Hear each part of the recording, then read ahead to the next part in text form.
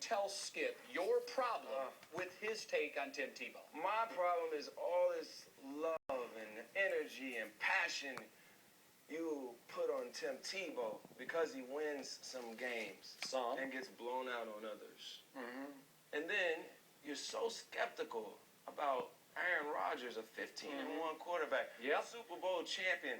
What standards are you judging these guys by? It's like you're grading on a curve. It's like when people evaluate Sarah Palin when she's debating. The expectations are so low that it's just awesome when she can form a sentence.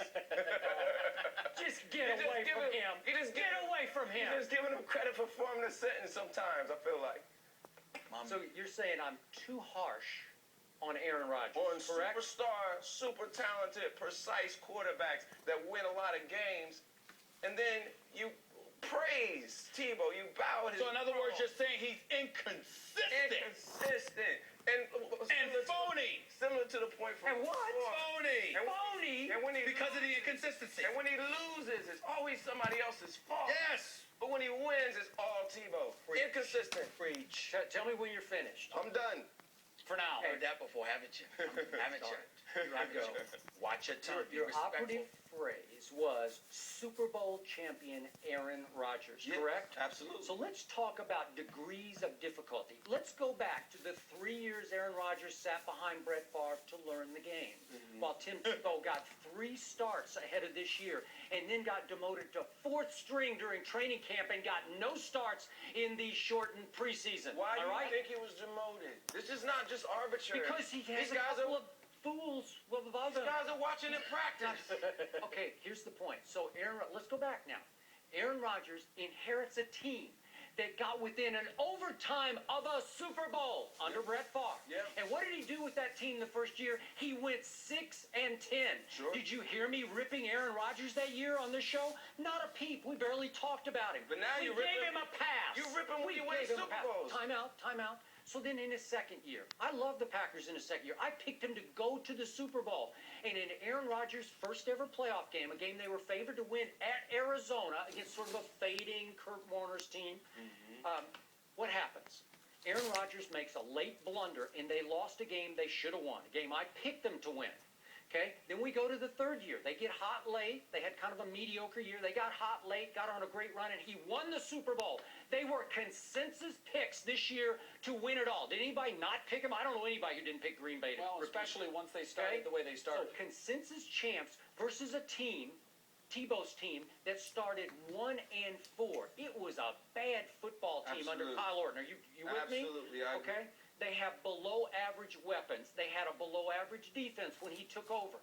And they went on a 7-8 run under a president and a head coach who inherited Tim Tebow and never really bought into Tim Tebow. You want to talk about degree of difficulty? That's why I defended Tim Tebow all that time. Degree of difficulty, it's easier to win when your offense only has to score 13 or 17 points to win. Okay, but against Pittsburgh, he had to throw for 316 yards. Okay, That's one game. And Then they against got the Bears, routed by the Patriots. against the Bears, he had to throw for 191 yards in the fourth quarter and Bears overtime. had no quarterback.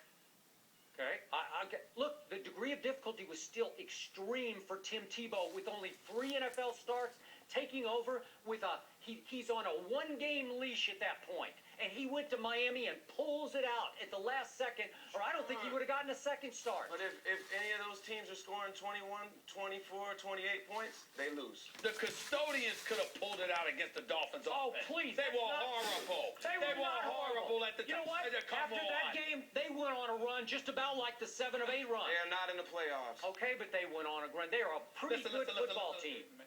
Yes, May I address this? Yeah, try. May I address this?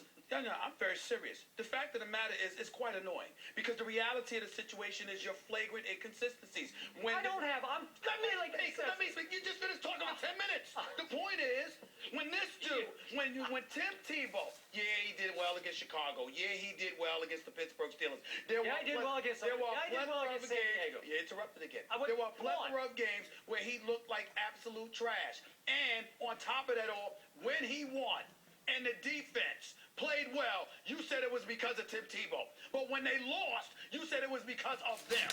You are inconsistent, and I am not. And you're flagrantly unfair because you find excuses to make for Tim Tebow. The concessions for mediocrity are beyond the pale. This dude was not ready. Aaron Rodgers Was not ready to win 7 of 8 games? he That's wasn't ready. insane. Let me tell you something. I'm calling insanity. You can call it whatever you want. The fact of the matter is this. You have a defense, the Denver Broncos defense. You never even took it. Now, this is football we talking about, John. Yes, sir. Football. 45 to 50 to 53 minutes at times. This dude has stunk up the joint. The defense is on the field. They can't even get first downs half the time. The defense is out there playing their butts off, trying to hold down the fort to keep them in the game so Tim Tebow could be in position to come to rescue. You ignore that. They run the ball 50 times. You ignore that. We said, what did we say about Tim Tebow?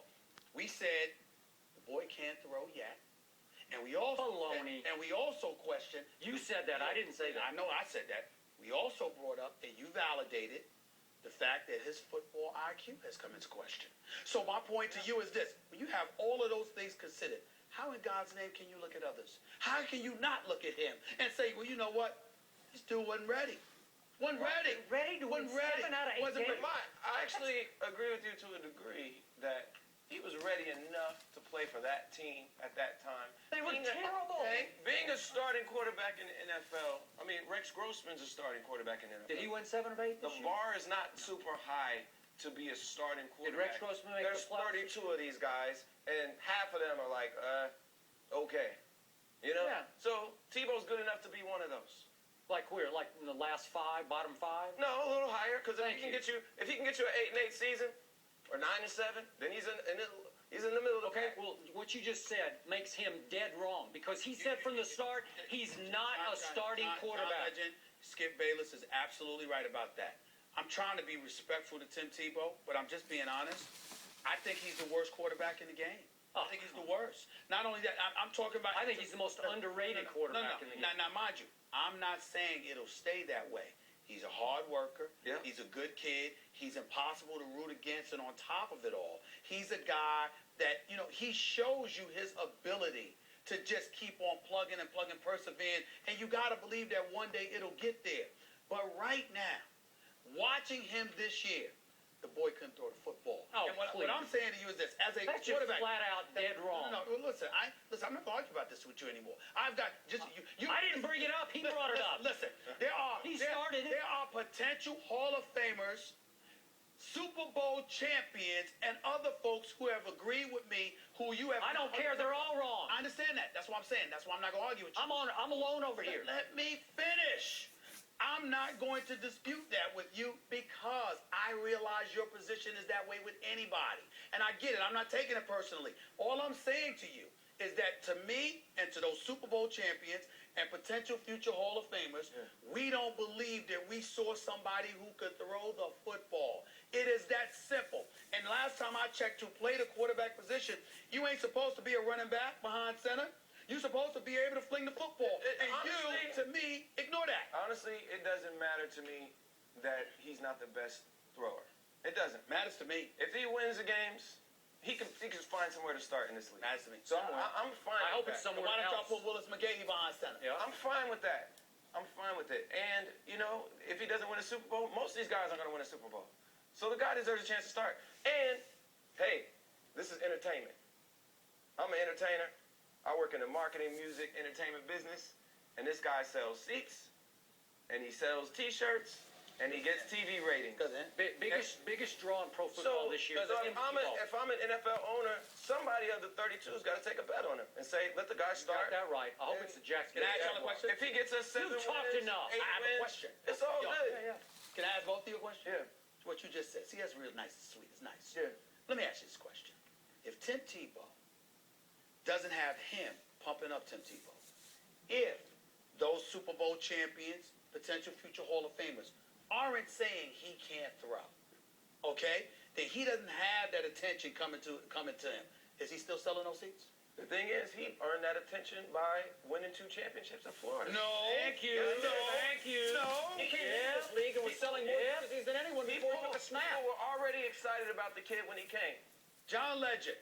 John Legend. That's the There are people in college football coming into the NFL all the time that were champions. Not with his profile.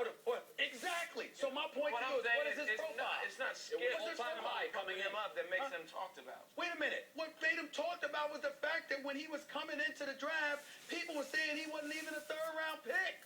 That's what makes it interesting. Time out. That's what I'm saying. That's why he should But start. I just asked the because question. People are paying attention. But I just asked the question. If people were not critiquing him the way that they critique him, he wouldn't be that marketable. He's that marketable because people have been swearing he shouldn't be. But that's what happened. That's a big Stephen A. But there was a big base coming in.